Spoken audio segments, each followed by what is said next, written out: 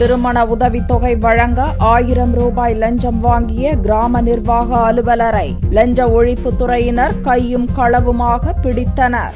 திருவாரூர் மாவட்டம் திருத்துறைப்பூண்டி அருகே உள்ள அம்மலூர் கிராமத்தைச் சேர்ந்தவர் திருநாவுக்கரசர். இவர் தனது மகளுக்கு திருமண ஏற்பாடு செய்து அரசு திருமண உதவித்தொகை பெறுவதற்கு எடையூர் கிராம நிர்வாக அலுவலர் ராமகிருஷ்ணனிடம் மனு கொடுத்தார். இதற்கு விஓஓ ராமகிருஷ்ணன் 5000 ரூபாய் லஞ்சம் கேட்டுள்ளார். அதற்கு திருநாவுக்கரசு மறுத்ததால் பேரம் பேசி 1000 ரூபாய் கொடுக்கும்படி கேட்டுள்ளார். இதுகுறித்து லஞ்ச ஒழிப்புத்துறை அலுவலகத்தில் திருநாவுக்கரசு புகார் அளித்தார். அதிகாரிகளின் ஆலோசனைப்படி ரசாயனம் தடவிய பணத்தை கிராம நிர்வாக அலுவலர் ராமகிருஷ்ணனிடம் திருநாவுக்கரசு கொடுத்த போது மறைந்திருந்த போலீசார் அவரை கைது செய்தனர். திருமணத்துக்கு முதல் திருமணம்னு எழுதி கேட்டதுக்கு அதுக்கு 200 ரூபாய் பணம் வாங்கிக்கிட்டாரு.